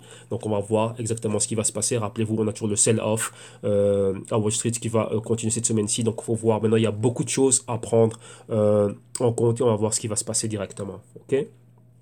Donc c'est ça. Donc on a le XBT, maintenant on va regarder l'autre, hein, donc c'est le BRR. Voilà, et ça c'est le futur du CMI. Et on voit exactement la même chose, hein. Donc les baisses, arrivées à ce niveau-là, la moyenne de 4 et de 8 ici qui est essaye d'apparaître. Donc on a les 8000 juste en dessous, niveau qu'on a atteint. Ici ça pointe les 6000, donc on va voir exactement ce qui va passer. Vous avez vu qu'il y en a un qui est vert et l'autre n'est pas encore dans le vert. Donc maintenant on verra ce qui va se passer à ce niveau-ci. Donc on va voir comment on va commencer la semaine. Donc on va voir je répète ce que j'ai dit, hein, donc l'interaction qu'on aura entre les deux bourses, comment est-ce que les investisseurs vont se comporter, comment est-ce que les algorithmes aussi vont se comporter, et on va voir si les investisseurs veulent mettre au vent. On va voir, tout le monde maintenant va essayer de sauver les meubles, hein, donc on va voir ce qui va se passer ici, vu qu'il y a énormément de panique qui est là. Donc là, on est dans une période de panique. L'euphorie est passée, maintenant c'est la panique, et on va voir exactement comment cela va se répercuter dans les différentes classes d'actifs. Ok, pour le moment, on ne voit rien. On n'a pas vu un run vers des actifs. Comment dirais-je, safe haven, donc les actifs refuges, hein. Donc rapidement, pour vous montrer, vous donner une idée, lorsqu'on voit des baisses dans la rente variable, donc ouais, dans le Dow Jones, ainsi de suite, en général, que font les investisseurs? Ils ont envie d'aller vers des actifs à rente, donc des actifs refuges. L'or, vous voyez que l'or aussi baisse, donc chose très étonnante. L'or à la baisse, tout est à la baisse, donc ouais, donc là, on n'y va pas spécialement. On a le TY, donc qui est le 10-year Treasury Notes. Donc là, l'actif qui a vu principalement ces types d'intérêts commencer à monter fortement. Il est où? Ah voilà, il est là. Euh, donc là aussi, on a vu personne rentrer dedans. Là, ça va avec le type d'intérêt. Donc là, si vous avez le bon, donc la valeur principale nominative du bon qui est en train de baisser, donc le type d'intérêt est en train de monter. Et c'est celui-ci. Donc si on tape le TNY, c'est ça qui a, on va dire, déclenché pas mal de choses. C'est le bond yield. Donc si le prix du bon est en train de descendre, la courbe de rendement est en train de monter. Et c'est ça qui est en train d'alarmer beaucoup de personnes. Ça, c'est le bon de référence, hein. Pourquoi? Un bon, c'est quoi? C'est une promesse en dollars. J'ai dit, voilà, tu me prêtes, le gouvernement américain a besoin de fonctionner et vu qu'il a un déficit, donc il ne sait pas générer ses sous lui-même, il doit aller demander de l'argent aux nations qui sont en surplus, principalement qui? La Chine. La Chine, c'est le premier créditeurs des États-Unis, donc voilà à qui ils empruntent fortement. Donc la Chine va leur prêter de l'argent et le gouvernement américain va leur dire voilà, moi je vais te rembourser cet argent que tu m'as prêté dans 10 ans avec X taux d'intérêt. Et donc voilà, donc maintenant on va revoir quoi? Le taux d'intérêt est en train de monter, mais la valeur nominative du bon est en train de descendre. Donc, un exemple, je t'ai prêté 10 euros avec 10% de taux d'intérêt, donc en gros je dois te rembourser 11 euros dans 10 jours. Mais maintenant, moi, ma monnaie à moi, elle ne vaut plus rien. Donc maintenant, si ma monnaie vaut 3 euros, ok, tu m'as prêté 10, je t'en rembourse 3. Et maintenant, on va dire que mes types d'intérêts sont en train de monter, donc de 20%. Donc de 3 euros, je te vais te rembourser 3,30, mais je t'en rembourse 3,60. Tu vas me dire, écoute, il y a un problème. Moi, je t'en ai prêté 10, ta monnaie dévaluée ne vaut plus rien. Ok, c'est bien ton taux de rendement, mais c'est pas ce que je t'ai prêté. Donc là, il y a un gros problème. Donc là, c'est quoi? Tout le monde est en train de sortir, est en train de prendre la porte de sortie. Et là, c'est en gros ce qu'on est en train de voir ici. Donc vous voyez ici la courbe du rendement qui monte. Donc vous voyez, ce sont des graphiques qui sont inversés, hein. Donc le type de rendement, donc c'est les pourcentages qui montent. Et d'un autre côté, vous avez le bon qui descend. Donc vous voyez que d'un côté, même au niveau des actifs refuges, on n'y est pas. Tout le monde, il y a une panique généralisée maintenant. Donc on va voir réellement ce qui va se passer. Et en gros, ça aussi, c'est quoi? Faut comprendre, comme on disait, vu qu'on a changé de chairman, à dire de gouverneur de banque centrale, c'est son cadeau de bienvenue. Donc maintenant, qu'est-ce qu'il va faire pour les investisseurs? Donc là, c'est un coup vache, on peut dire ça comme ça, de Wall Street, mais euh, Il y avait des politiques monétaires qui étaient là, donc rappelez-vous, tout est là pour soutenir les investisseurs, pour soutenir Wall Street. Janet Yellen a fait un excellent travail, comme Mario Draghi, Kuroda et Mike Carney, respectivement, Kuroda pour la Bank of Japan, Mark Carney pour la Bank of England, qui ont aidé les investisseurs et les indices à être dans des hauts historiques. Mais maintenant, on va voir qu'est-ce que Jeff Powell va faire pour la Fed. Ok, donc rappelez-vous, easy money et pour les stock markets et pour investir dans les cryptos. Donc ça c'est pareil. Et là, vous devez le savoir aussi, Japon aussi, super easy money, c'est là-bas où il y a le plus de trades à levier dans les cryptos, c'est là-bas aussi. Donc ce sont des choses qui ont tout à voir. Donc là, vous devez être averti et vous devez être, comment dirais-je, éduqué et connaître ces notions et ces concepts-là. Si réellement vous êtes sérieux dans ce que vous faites dans votre trading, entre parenthèses, et investissement dans les cryptos. Ce sont des notions que vous devez connaître. Ok, donc voilà. Donc, on a vu cela, on a vu un peu ce qui se passait un peu rapidement, on a fait des petits parallèles et maintenant on va aller terminer avec le Bitcoin Cash et avec le Bitcoin Gold. Ok, donc maintenant on va aller au Bitcoin Cash. Et Bitcoin Cash, rapidement avant d'y aller, on avait quoi? On avait une news et c'est une news ici au niveau des wallets. Donc là maintenant il y a une société qui a fait un nouveau truc au niveau des wallets. Et maintenant, c'est quoi? Donc, le BCA, Bitcoin Cash, Wallet Cash, ça nous permet de faire des transferts, donc des transactions NFC, donc Near Field Communication. Donc, qu'est-ce que ça veut dire?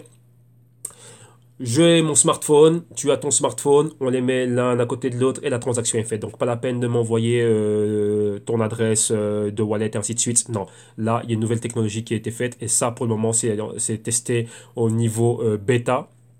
Et bientôt, la compagnie, donc le Encash ici, hein, donc ça fonctionne sur Android, et bientôt ça va être lancé directement à la version 1.0. Mais pour le moment, les tests en bêta ont été très satisfaisants. Et donc ça, c'est quelque chose de nouveau. Donc, pas la peine de commencer à scanner des codes QR et commencer à envoyer les adresses des wallets. Maintenant, c'est juste en NFC, directement, on rapproche de téléphone et les transactions sont faites. Donc, l'article est en train de réellement démontrer, explique réellement comment cela est en train de fonctionner. Il y a les adresses et les liens et ainsi de suite. Donc ça, c'est une news excellente pour le Bitcoin Cash. Avec le Bitcoin Cash, et on est en train comment dirais-je, d'aller de l'avant et ceux qui sont derrière, comment dirais-je, c'est ce genre de projet et ce genre comment dirais-je, d'accomplissement que l'on aimerait voir dans toutes les cryptos maintenant. Pourquoi? Parce que c'est maintenant qu'elles sont au sol qu'on va vraiment voir les plus forts vont pouvoir se relever. Et c'est ce que disait Charles Hoskinson de Cardano et de Ethereum Classic, donc le cofondateur d'Ethereum, qui est en train de parler de cela. Il dit que cette correction est nécessaire parce que tous les projets de merde, entre parenthèses, doivent disparaître. Et les véritables projets, donc ceux qui ont une véritable compagnie avec un véritable business plan, un véritable management et ainsi de suite derrière, et qui ramènent réellement une réelle utilité, avec ce genre d'accomplissement, avec ce genre d'utilité, de fonctions et de caractéristiques mises en avant, c'est ce qui va nous permettre réellement de remonter et on va voir les véritables projets émerger ici maintenant. Donc là, c'est ce genre de choses que l'on veut voir. Ok? Donc voilà, ça c'était pour la news Bitcoin Cash. Maintenant, on va aller directement. Voilà, excusez-moi, pause mouchoir. Maintenant, on va attaquer directement ici le Bitcoin Cash. Et voilà, on y est. Donc, Bitcoin Cash, qu'est-ce que l'on a? Donc, vous voyez ici, un graphique impec, hein, donc le Bitcoin Cash toujours au niveau de la valeur qu'il avait ici. Maintenant, on est quoi? On est au 1250 exactement. Donc vous voyez qu'il y avait cet ancien escalier haussier ici. Donc vous voyez le canal, hein, donc le canal on va le laisser là parce que c'est quelque chose de cool. Vous voyez ici, enfin de quelque chose de cool, non, c'est quelque chose qui est très utile. Ça va nous permettre d'avoir un point de repère, de savoir d'où on vient et où on allait. Vous voyez ici la base du canal, donc le support. Vous voyez un bas et un bas plus haut. Et vous voyez que dans la région dans laquelle on est ici, on commence à avoir des signaux de rejet de prix plus bas. Donc vous voyez, on a rejeté des prix plus bas, principalement l'ancienne résistance, ici support. Ça nous donne toujours un pointer, mais on verra si oui ou non on va aller rejoindre ce niveau-là. Donc rappelez-vous si la baisse va continuer. On a la moyenne mobile de 4 semaines ici. On va agrandir le tout. Comme ça, on va voir ça bien mieux. Et ici, qu'est-ce que l'on a? Rappelez-vous, ici, pour le moment, ici, ça peut être une zone où on va avoir ce fameux point pivot. Regardez comment est le stochastique ici. On arrive en zone d'infravaloration, on touche toujours du marqueur des 50, mais on a une presque convergence ici, donc une future convergence, on verra. Si elle a lieu dans cette zone, ça va confirmer cette zone-ci comme étant support. En même temps, support de l'ancien canal haussier. Support ici, vu qu'on avait au niveau de l'escalier, donc la hausse, la baisse ici, donc aussi une zone de point pivot. et ça va être le cas ici. Donc les 1200 sont un point clé, donc les 1200 dollars, une zone clé, clé, clé ici. On va voir ce qui va se passer. Pourquoi? Si on arrive à revenir en dessous, donc il faut toujours regarder ce qui se passe. Ne pensez pas que parce qu'on est ici, qu'il faut ignorer ce qui se passe là. Vous voyez, c'est comme le triangle des Bermudes. Il y a des zones qui sont comme ça, des zones de prix qui sont très, très, très importantes. Donc cette zone ici, on voit que c'était une zone dans laquelle il y a eu énormément de turbulences. Donc résistance, support, et ainsi de suite. Et maintenant, on est encore au-dessus. Vous voyez qu'on peine à aller plus bas. Donc on n'a pas envie d'aller plus bas. Donc ça peut être un point clé ici. On est tout juste sur la moyenne mobile de 26 semaines. Et maintenant, on va voir ce qui s'est passé ici. Donc pour revenir ici en haut, donc à ces niveaux ici au 1400, donc on voit que ça avait été une zone critique et problématique ici par le passé. Donc vous voyez ici cette zone des 1400, on avait peiné à la passer, ça équivaut aux 50% de cette bougie rouge, et c'est la zone qui va être au-dessus de la moyenne mobile de 4 et de 4 semaines ici. Donc qu'est-ce que cela veut dire? On va prendre l'outil pour dessiner. Ça veut dire quoi?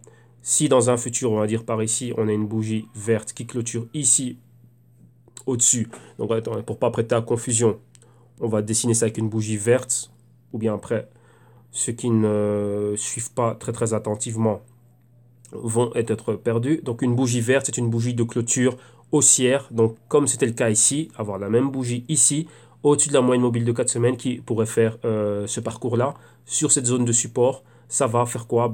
Probablement déclencher, vous voyez ici, hein, ça va être la zone d'accumulation, convergence ici, et après revenir à la hausse, donc au-dessus du marqueur des 50 et revenir plus haut. Donc là, c'est ce qu'on peut s'attendre à voir ici, et on verra si, je dis bien si, cette zone-ci est confirmée comme étant la zone d'accumulation et de support. Comment est-ce qu'on va le savoir? Eh bien, on verra si on a un mouvement horizontal là, et là, c'est la patience qui va nous le dire. Donc rappelez-vous, on ne sait pas où le marché va aller. Nous ici, on anticipe cela en analysant les choses et en réévaluant nos analyses tous les jours, pour voir si réellement cette zone est en train de se confirmer comme étant une zone d'accumulation, donc un support, et à partir de là, oui, pouvoir aller vers le haut. Donc on ne rentre pas n'importe où. Qu'est-ce qu'on va faire? Juste après, mettre des ordres différés d'achat au-dessus des 1400, 1500 ou 1600. Donc là, c'est à vous à le déterminer. Moi, ici, je vous amène ce que vous devez regarder au niveau de l'information. Et après, c'est à chacun d'entre vous de prendre ses décisions, de savoir où de déterminer son point d'entrée. OK? Donc, voilà. Ça, c'est en gros ce qu'il faut regarder et ce à quoi il faut s'attendre. Et on verra si on va confirmer quoi. On va confirmer le patron TAS aussi. Tout simplement, c'est cela. OK? Donc là, ce serait ici, cela. Et après, on va commencer à faire ceci. Donc, avoir un nouveau canal haussier. OK? Donc là, ça va être le point clé. La zone d'accumulation ici. Zone de turbulence aussi à ce niveau-là. Et on va voir si cela se répète ici. OK? Donc, voilà. Donc là, ici, une zone très, très, très clé et voir si on est dans notre A, notre B, notre C et aller avoir un D bien plus haut. OK, donc là, ça donnerait quelque chose comme ça, mais on va voir ce qu'il y a. Et donc, vous voyez que là, ça doit être accompagné après de news, comme on a vu ici avec les wallets. Donc, voilà, d'améliorer l'utilité, les fonctions et ainsi de suite, de faciliter les transactions à faible prix, à faible coût et ainsi de suite, et que le réseau soit en train de grandir. Donc, l'évolutivité, donc le scalability et ainsi de suite, la taille des blocs. Donc, il y a énormément de choses qui doivent suivre à partir de maintenant. Maintenant, puisque jamais ça doit suivre. Parce que si ils n'arrivent pas à développer et à faire ces choses-là concrètement, les projets sont obsolètes, ça ne sert à rien. OK? Donc voilà, donc ça c'est mon opinion, mais techniquement, ce qu'on doit voir, voilà ce qu'on doit voir. OK? Donc ça c'est pour le Bitcoin Cash face au dollar. Maintenant on va regarder ça rapidement face à l'euro. Donc ça c'est BCHEUR. Voilà ici. Voilà. Et ici aussi, c'est pareil, hein. Donc, on a pas mal de choses ici. Il y a beaucoup de choses qu'on va bouger de l'écran parce que là, ce n'est pas spécialement d'actualité. On va bouger tout ça et on va remettre les choses correctement et mieux faites, hein. Donc là, je vais repréparer les graphiques après en rémission. Donc ça, toi, tu viens ici. Donc ça, probablement, ça va être ça. Mais toi aussi, tu peux revenir là. Donc voilà, en gros, c'est ça. On va directement prendre l'outil dessin. Donc rappelez-vous, c'est exactement la même chose. On a ceci, hein. Donc si on relie tout ça, ça va nous donner quelque chose comme ceci. On avait le premier canal là comme ça. Maintenant, on est dans le grand canal si on a ceci avec cela pour avoir le A, le B, le C ici. et on va voir si on va aller rechercher un D un peu plus haut. Et rappelez-vous, ici c'est une zone très très très critique, hein. Donc oui, l'ancienne résistance, ici cette zone aussi de résistance support, et maintenant en une troisième fois, bon, on est là. Donc on va voir exactement ce qui est en train de se passer ici. Regardez aussi ce qui va se passer ici au niveau du stochastique. Et maintenant, lorsque l'on vient ici, qu'est-ce qu'on a? On est tout juste sur les 1000 euros. Donc c'est un point critique, psychologique, très important. Les 1000 euros, on va voir ce qui va se passer ici. Donc vous voyez là déjà on a les doji et on a cette prochaine formation de ce qu'on appelle un good morning. Donc vous voyez que là, on est prêt à retourner vers la hausse. Donc on va voir exactement ce qui se passe. Donc là, si on a ceci, pour le moment, on est toujours dans le sell side. Donc ce serait quoi? Avoir une clôture avec une bougie verte au-dessus de ce niveau-là. Et de là, on va valider cela, aller bien plus haut. Et comme je dis, ça en parallèle, toujours avec des news qui doivent être positives, ok, au niveau des développeurs de la compagnie et ainsi de suite. Donc pour le moment, techniquement, on voit qu'on est en train d'attendre un niveau des 1000 $. 1000 $, ne pas aller en dessous. On va voir ce qui va se passer à partir de ce moment-ci, ok. Donc voilà. Ça, c'est pour le Bitcoin Cash. Donc, on va surveiller la zone ici des 1000 $. Si on doit être au-dessus, c'est quoi? Regardez ici, la dernière fois qu'on était au-dessus. Donc, ce serait au-dessus ici des quoi? Des 1300. Donc, si réellement on est au-dessus des 1300, donc on peut atteindre les 1300, mais ça peut s'effondrer rapidement. Là, ce serait avoir une bougie verte ici, comme c'était le cas là. Bougie verte ici, au 1300, donc pour annuler cette baisse, revenir au-dessus déjà de la moyenne mobile de 4 semaines et ensuite continuité pour aller plus haut. Donc, numéro 1, revenir aux 1800, 2000 et ensuite aller vers les 2800 et aller plus haut. Mais tout va se jouer ici. Il faut qu'on confirme que c'est la zone d'accumulation, donc c'est-à-dire qu'on ne va pas plus bas, c'est le support, et ensuite avoir des confirmations haussières. Voilà, ça c'est pour le Bitcoin Cash face à l'euro. Et maintenant, on va terminer avec le Bitcoin Gold, donc le BTG, face au dollar américain et face à l'euro. Voilà, on a l'euro, donc c'est bon. On va recommencer ici face au dollar américain. Et ici, voilà, donc là, on n'a pas trop d'informations de stochastique. On va s'arrêter juste avec les informations que l'on voit. Donc, vous voyez ici, on est directement revenu où? On est revenu au même niveau qu'on avait ici. Donc, les 90. Donc, là, pour le moment, on est au niveau des 100, 113. Donc, on est au-dessus des 100. Donc, on va voir. On a ces patrons de rejet. Donc, si ceci n'est pas validé comme pointeur baissier, oui, là, on avait un long pointeur baissier, on l'a validé. Si celui-ci n'est pas validé comme pointeur baissier, on va rester à cette zone-là. Donc, là, ce serait ici la zone de support clé. Donc, les 90, on va dire. Hein. La zone des 100, des 90. Et après, ouais, on a déjà la moyenne mobile de 4 semaines ici. Ce serait quoi? Juste une clôture avec une bougie verte au-dessus de ce niveau-là et avoir la continuité. Donc c'est très important. Une bougie verte, ce n'est pas assez. Il faut qu'elle continue et continue et continue et continue. Mais rappelez-vous, en parallèle avec cela, on doit avoir des news positives qui vont avec cela. Et donc là, ça fait quoi? Ça va soutenir la hausse. Et ici, on va regarder ça rapidement en daily. Donc ici, il faudra ignorer le stochastique vu qu'il n'est pas calibré pour la lecture en daily. Vous voyez exactement ce qui est en train de se passer ici. La baisse, elle est là et on voit qu'on est revenu exactement au même niveau. On voit que depuis là, on redécolle. Ouais, on est en train de redécoller et on est là pour le moment. Vous voyez que la moyenne mobile ici de 13 jours joue le rôle de résistance. Dès qu'on l'atteint, on rejette, on l'atteint, on a rejeté et on l'a atteint. On va encore pouvoir la rejeter. Donc, vous voyez, ce patron va se répéter encore une fois. Donc là, ça va nous renvoyer ici à cette zone critique, donc les 80 euros. Non, pardon, 80 $. On va voir ce qui va se passer ici. Ok, mais là, ça c'est ça, ce que l'on a en gros, et vous voyez, on est toujours dans cette zone inférieure ici. Hein. Bon, là, le stochastique, il ne faut pas le compter vu qu'il n'est pas calibré pour être interprété en weekly, en daily, pardon. Là, il est calibré pour le weekly. Ok, donc voilà. Et maintenant, on va regarder le Bitcoin Gold face à l'euro. Donc, Bitcoin Gold est en zone critique et on va voir réellement si on va se lever de là et qu'est-ce qu'on est en train de ramener. Donc je vais regarder aussi pas mal de news qu'il y a par rapport à cela. Et ici, c'est pareil. Hein. On voit que par rapport à l'historique, on a que la moyenne mobile de 4 semaines ici. Et c'est pareil, la semaine a commencé baissière. Et on est ici aux alentours des 94. Donc on est déjà en dessous des 100 euros ici. Et on va voir si on va bien plus bas. Donc ici, la zone clé, ce serait quoi? Ce seront les 75 euros. Et on va voir si on est là.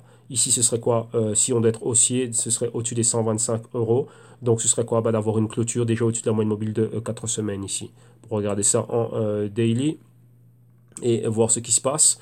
Donc rappelez-vous, on a vu la même chose. Hein. Donc lorsqu'on baisse, On a quelques jours haussiers, on arrive à la moyenne mobile de 13 semaines, il y a un rejet, on rebaisse, 13 semaines, rejet, vous voyez ici, rejet, et ici, 13 jours, pardon, là on est en daily, hein. 13 jours, rejet, 13 jours, rejet, 13 jours, rejet, et vous voyez ici, convergence, et on redevient encore baissier. Donc ici, on peut avoir encore 2-3 jours baissier et revenir au niveau des 70-75. Donc là, ce serait quoi encore? Ben, toujours cette pression qui est mise, donc on reste baissier, mais ouais, à très faible volume ici, hein, ce sont des très petites bougies, et donc il y a un niveau clé, donc il y a un support clé ici, ce sont les 70 euros. Donc on va voir exactement ce qui se passe à ce niveau-là, et si oui ou non, on peut continuer à aller plus bas. Sinon, ouais, on va revenir au niveau auquel on était. Donc ici, bon, Bitcoin Gold est encore assez jeune, pas encore trop de news, pas trop d'historique, donc on verra exactement ce qui est en train de se passer à ce niveau-là. Mais ce sont les niveaux clés qu'il nous faudra surveiller, hein. Donc c'est les 75 euros ici. Ok? Donc voilà, ça c'est tout pour l'analyse d'aujourd'hui. On va revenir demain lundi avec d'autres analyses. Donc voilà, pour tous ceux comment dirais-je, qui, comme beaucoup de personnes, hein, veulent aussi arriver à ce niveau d'approche, à ce niveau d'analyse et réellement augmenter, enfin, combler les lacunes et les carences qu'ils ont et réellement augmenter leurs facultés analytiques. Donc, réellement, vous venez au www.jctune.com. Cliquez sur le drapeau français pour être dirigé à la partie solution, donc à la partie francophone du site internet. Et à partir de là, vous allez vers le bas pour voir directement quelles sont les solutions que l'on offre. On a les vidéos consulting. En cliquant ici directement sur ce lien, vous allez pouvoir voir le contenu PDF, donc voir exactement tout ce qu'il y a dans les vidéos modules consulting. Donc ouais, c'est plus de 60 heures, il y a 3000 minutes. Et pas mal de choses que vous allez pouvoir apprendre. Comme ça, vous allez voir exactement tout ce qu'il y a à voir. Donc, vous avez vu maintenant, il y a une relation avec la bourse classique et pas mal d'autres choses. Donc, aussi apprendre des concepts et des mécanismes, terminologie et de tout ce qui concerne cet aspect des marchés financiers. Et là, vous avez différentes formules, hein. Donc, la formule vidéo module. Vous avez les Global Q2 Research, qui sont des rapports trimestriels uniquement basés sur tout ce qui est blockchain et toutes les cryptos. Donc, il y a une quinzaine, vingtaine de cryptos que l'on suit dedans. Donc, le premier rapport, déjà, c'était 85 pages de PDF plus 8 heures de vidéo. Et là, il y a une souscription à l'unité et bien sûr annuelle. Et donc, annuel, donc c'est 4 rapports, un tous les 3 mois, au même format. Donc, PDF plus vidéo. Et donc, il y a énormément de choses qu'on va voir dedans. Donc, là, c'est le prochain, ça va arriver fin mars, début avril. Donc là, je suis déjà en train de mettre en place déjà tout ce qu'on va voir dedans. Donc il y a encore beaucoup de choses, il y a énormément de travail. De recherche qui est en train de se faire, et j'espère qu'à cette période-là, on aura déjà le rapport d'efficience des cryptos. Donc, on va prendre quelques cryptos, principalement le top 10, et faire un rapport d'efficience. Donc, je n'ai déjà parlé dans les vidéos précédentes. Donc, comme ça, bon, ceux qui sont avec moi en consulting, vous savez exactement de quoi je parle. Donc, on va voir exactement cette chose-là, donc ce rapport d'efficience, comme on a déjà fait pour d'autres actifs. Ici, on va amener cela pour la sphère crypto, et donc c'est quelque chose de très intéressant. Donc, on a un outil en plus. Donc là, c'est ce qu'on développe là maintenant. On met beaucoup de temps et d'énergie pour développer cela. Donc c'est un écosystème qui évolue rapidement, et donc les métriques, il faut être créatif ici. Donc c'est ça la chose, hein. Lorsque vous êtes en train d'analyser quelque chose, vous devez être créatif. Donc pas spécialement toujours dépendre de, mais non, vous allez au charbon et vous allez miner. Donc c'est ça, ici il faut aller miner l'information, et c'est ceux qui peuvent aller. Donc premier arrivé, premier servi. Donc c'est vous qui devez faire travailler vos ménages et vos neurones. Mais bien sûr, tout le monde n'a pas le temps de le faire, tout le monde n'a pas les capacités de le faire, ni les ressources de le faire. Voilà pourquoi ici on offre ces services et ces solutions. Okay. En plus de cela, vous avez les consulting one-on-one. Donc ça, c'est les vidéos consulting que vous avez ici. Et en plus d'une session hebdomadaire durant un an avec moi. Et là, c'est le pack CryptoTech Portfolio. Donc là, c'est un pack complet qui comprend tout ce que vous avez ici. Et en plus de ça, qu'est-ce qu'il y a? Il y a la gestion du risque. Donc là, c'est quoi? On met sur place des portefeuilles spéculatifs dans lesquels on tire avantage aussi des mouvements haussiers comme baissiers avec les cryptos et avec des compagnies qui composent le blockchain. Donc là, il y a énormément de travail. C'est super amusant de faire ça, mais on gère le risque, et vous allez voir que vous allez aller encore bien plus loin, vu comme vous voyez, il y a toujours des risques au niveau des hacks, ainsi de suite, et de tout ça. Et tout ce que vous faites au niveau crypto, comme je dis, c'est des opérations à une vitesse, donc qui sont qui ne vont que dans un sens, hein. Donc acheter bas, vendre haut, mais maintenant lorsque tout est en train de descendre, bah, qu'est-ce que vous faites maintenant? Ouais, que le but aussi c'est de pouvoir tirer avantage des marchés lorsque cela descend. Et donc c'est ça aussi. Donc mettre en place des choses qui sont puissantes. Donc regardez comme des compagnies comme Nvidia, Square, Overstock.com, les avoir achetés au même moment, bah, c'était les mêmes tendances et des retours parfois même bien plus spectaculaires que certaines cryptos, mais au moins bah, vous savez que, comment dirais-je, dans quoi vous mettez votre argent. Ce sont des compagnies publiques, elles publient, donc on a des métriques et des choses à analyser tangibles, on va dire ça comme ça. Ok, donc voilà. Dès que vous avez trouvé chaussure à votre pied, ben, vous cliquez directement dessus pour être redirigé vers les apartés de paiement où vous allez pouvoir ben, souscrire comment dirais-je, au service qui vous convient le mieux. Dès que cette chose-là est faite, vous cliquez sur le Buy Now pour être redirigé vers la partie de paiement sécurisé de PayPal. Et une fois là, sur la plateforme de PayPal, comme tout achat online, vous rentrez vos informations personnelles que PayPal va vous demander. Et une fois que cela est fait, ici, juste pour moi, vous rajoutez un numéro de téléphone portable et une adresse de courrier électronique, de préférence une adresse @gmail.com. Pourquoi? Bah, pour vous partager les playlists privées de YouTube et aussi bah, tous les documents privés que l'on a, donc les documents de ressources que l'on a, donc les feuilles de calcul, les Google Docs, ainsi de suite, et bien sûr pour être en contact avec vous au cas où il y a un problème, question, quoi que ce soit, ben voilà, comme ça on peut être en contact directement. Et voilà, rien de plus. Et ensuite, ben, vous allez profiter de votre matériel et commencer ben, votre éducation. Ok? Donc voilà. Un grand merci. Nous, on va se retrouver demain lundi. Un grand merci ben, à tous ceux qui supportent le canal, qui ramènent des ressources pour les questions et les commentaires et tout ce qu'il y a. Ben, un grand merci à vous, ben, que ça continue. Et donc, nous, on est là et on va continuer et on va commencer bien cette semaine-ci et on va voir ce qui se passe. Rappelez-vous, c'est une semaine importante. On verra ce qui va se passer en relation avec Wall Street, les bourses, les cryptos. Est-ce que c'est un point d'inflexion? Est-ce qu'on va recommencer à remonter par ici? Je dis oui. Techniquement, on peut commencer à voir des signaux, mais vous voyez que ça, ce ne sont des signaux s'ils ne sont pas backés par les fondamentaux. Rappelez-vous, à un moment on est fondamental, à un moment on est technique, et par moment les deux fonctionnent ensemble. Si ici, il n'y a rien qui... oui, il faut un carburant, il faut un combustible. Et les fondamentaux vont être le combustible qui va nous permettre d'aller plus haut, vu que maintenant, qu'est-ce que vous avez vu? On ne peut plus rentrer dans les cryptos avec des cartes de crédit et d'un autre côté aussi ben, ça va être compliqué pour tous ceux qui ont pris du levier. Pourquoi? Ben, parce que c'est de la marge et c'est un financement et donc si les taux d'intérêt montent ben, ça peut être catastrophique pour pas mal de personnes et donc on verra ce qui se passe surtout dans cet environnement baissier, ok, vu que maintenant ben, d'où est-ce qu'ils vont prendre l'argent pour servir leurs dettes, ok, vu que d'un autre côté ouais, c'est pour ça aussi qu'il y a cette vente dans les métaux. Beaucoup de gens sont en train de liquider leurs métaux, comme vous avez vu, métaux à actifs refuge. Non, la baisse était faite pourquoi? Des personnes liquident leur holding en or. Pourquoi? Reconvertir ça en fiat et pour pouvoir remettre de l'argent dans les marges de leur compte de trading. C'est ce qu'on appelle des margin calls. Donc le broker vous appelle, vous dit hey, ok Serge, il n'y a pas assez d'argent ici, il te manque 10 000 euros, donc trouve 10 000 euros, bien dans 48 heures, on ferme tes positions avec les pertes qu'il y a et plus les commissions qui vont avec. Donc, qu'est-ce que je dois faire? Je dois trouver 10 000 euros dans les 48 heures. Si je ne l'ai pas en cash là directement, bah, qu'est-ce que je fais? Bah, je dois liquider un autre actif. Et donc là, on va vers l'or, on vend des bons, on vend ci, on vend ça, on récupère. Donc, on vend en catastrophe sur le marché, récupérer l'argent. Pourquoi? Bah, pour maintenir nos positions. Donc voilà ce qui est en train de se passer.